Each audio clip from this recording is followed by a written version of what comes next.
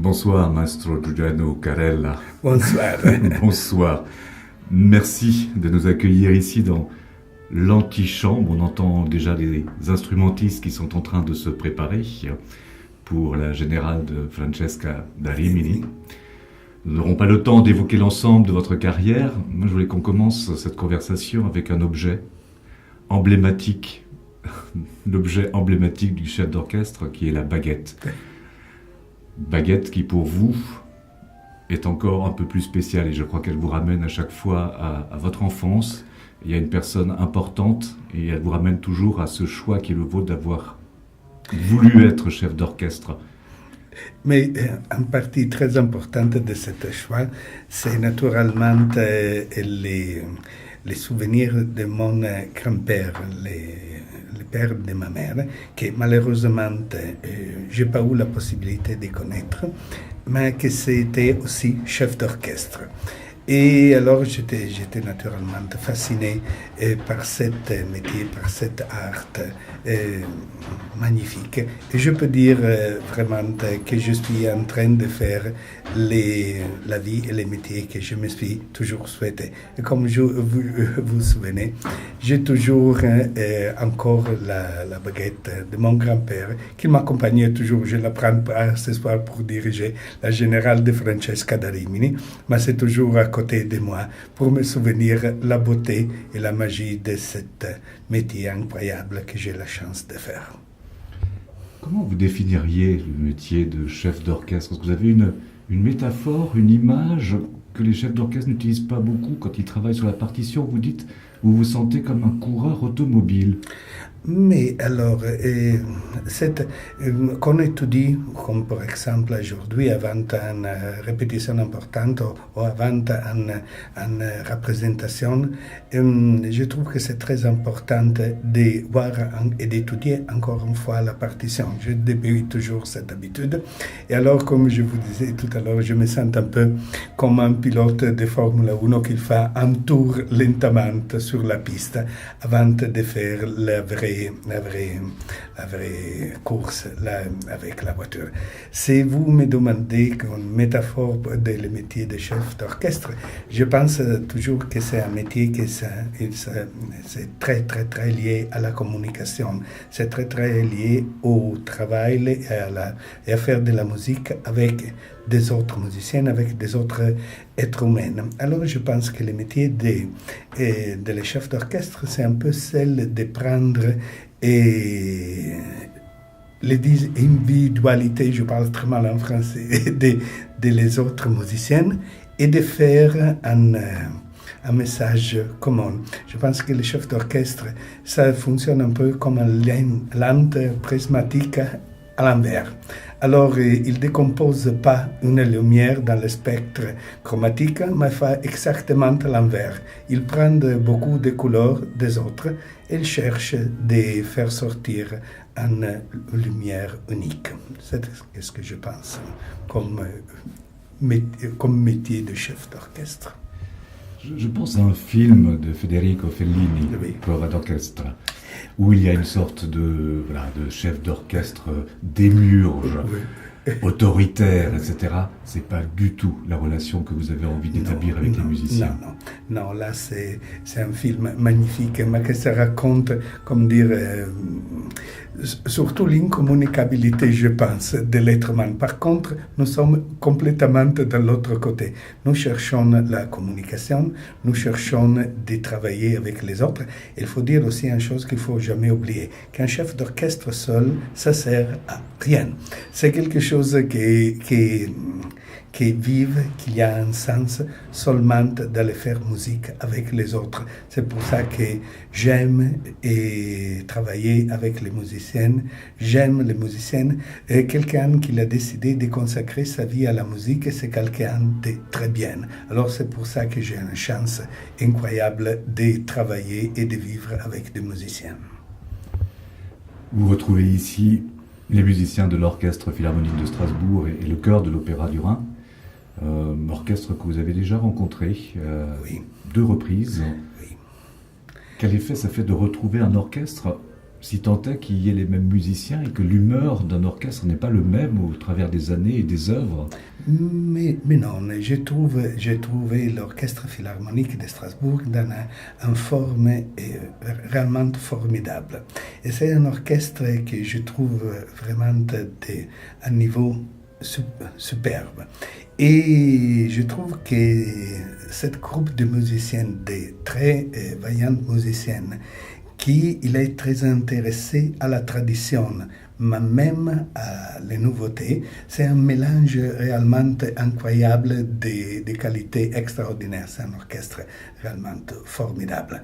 Et la même chose, je peux dire de les chœurs avec lesquels, les chœurs de l'Opéra de Rennes, avec lesquels j'ai un rapport réellement de grande amitié depuis beaucoup des années, parce qu'on a travaillé toutes les fois que je suis venu ici à Strasbourg, et c'est aussi un ensemble des artistes de grand niveau. Et c'est vrai que ce que vous dites, c'est la vie qui avance. Alors la possibilité de voir les mêmes artistes après des années, ça donne la possibilité, comme dire, d'avancer ensemble. Et c'est toujours une sensation et un sentiment magnifique. Nous avançons vers Francesca da Rimini, cet opéra de Riccardo Zondanai. Bel opéra du répertoire italien créé en 1913 et bizarrement très très méconnu, très peu joué. Opéra très complexe pour les instrumentistes qui nous en ont parlé, et je pense pour vous aussi quand vous en parlez. Pour tout le monde, oui. Comment est-ce que vous avez commencé à travailler sur cette partition, sachant que vous avez déjà travaillé pour une version de concert de cet opéra il y a quelques années? Oui, à Amsterdam, en concert Gebau. Francesca da Rimini, comme vous dites, c'est une partition vraiment très très importante. C'est un chef-d'œuvre qui le rend très très bien cette période et au début des derniers siècles. Et Riccardo Zondonai, c'est sans doute un musicien très très intéressante et surtout très très importante. C'est dommage que Francesca da Rimini, c'est pas si souvent donné. Et je trouve que c'est réellement une occasion formidable d'avoir la possibilité de la présenter ici à l'Opéra de Rennes, à Strasbourg, parce qu'on est en train de parler vraiment d'un opéra fondamental du répertoire italien. C'est vrai, c'est un opéra très difficile, c'est un opéra très compliqué, et cette difficulté peut être une des raisons pour lesquelles Francesca da Rimini, ça reste un peu méconnu et pas trop représenté. C'est une situation très très injuste parce qu'on est en train de parler d'une partition qui reste parmi les plus importantes du répertoire italien d'opéra. Et c'est juste de rendre hommage à le grand Riccardo Zondonai qui nous a laissé cette chef-d'œuvre absolue. Sur la complexité de l'œuvre, c'est une complexité de structure pour les musiciens, c'est pas une complexité pour le spectateur, puisqu'il y a question d'amour, de passion, qu'il y a un lyrisme incroyable. La complexité, elle vient par la forme même et les emprunts de... Voilà, nous sommes à des croisées, à des croisements musicaux, puisqu'on peut y reconnaître des... Voilà, Strauss n'est pas loin, on peut penser à Wagner, on peut penser à Debussy. Même, oui. Parfois, on évoque même Gershwin. Il y a beaucoup d'inspiration. Zondonai, c'était un compositeur très formé. Alors, naturellement, dans ce moment de l'évolution de l'opéra italienne, lui, c'est en train, comme dire, de faire un certain, on peut l'appeler, résumé, mais avec une touche de personnalité très forte et très à lui. Et on disait les difficultés sont partout, parce que aussi les parts à chanter, les Paolo, Francesca, mais aussi tous les autres chanteurs, les autres artistes de la distribution, ils sont demandés à des parties très complexes. Par exemple, je pense à la part de les quatre amies de Francesca, qui sont recouvertes par 4 filles de l'Opéra Studio de l'Opéra et qui sont réellement très bien chantées. Les filles les ont fait un travail remarquable et c'est une chose très belle de voir ces 4 jeunes filles si bien dans cet rôle qui sont si compliqués. Mais cette chose, on peut la dire aussi pour tous les autres rôles. Comme on disait, c'est un opéra très articulé. Et Zandonai, il a écrit avec une grande attention, avec un grand raffinement, avec un grand goût. Et c'est pour ça que aussi, non, pour les spectateurs, c'est aucun problème de l'écouter, l'histoire. C'est cette histoire tirée de la Divina Commedia de Dante et surtout dans les pièces de Gabriele D'Annunzio, qu'il a influencé largement un des poètes littéraires ou un des cultures très importantes. Il a largement influencé la culture italienne dès le début du dernier siècle.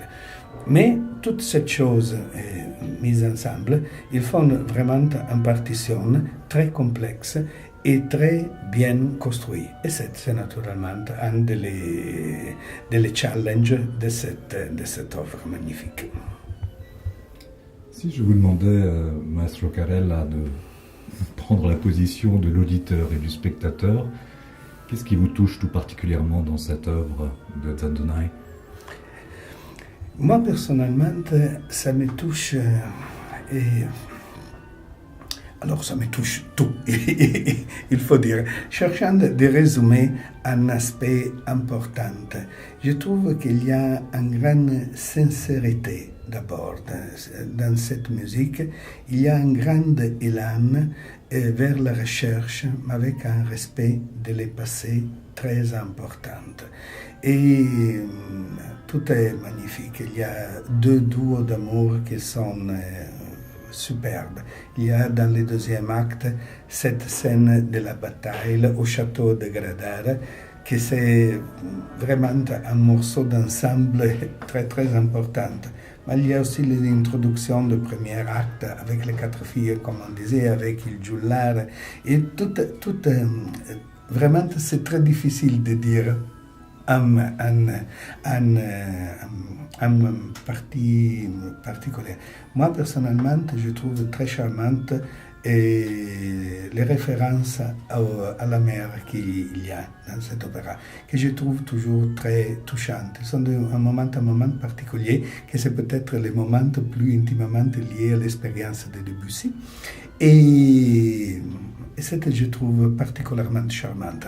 Mais c'est un opéra dans lequel vraiment il faut sauver, conserver et écouter avec grande attention chaque note. Grazie mille. Grazie a lei, grazie infinita.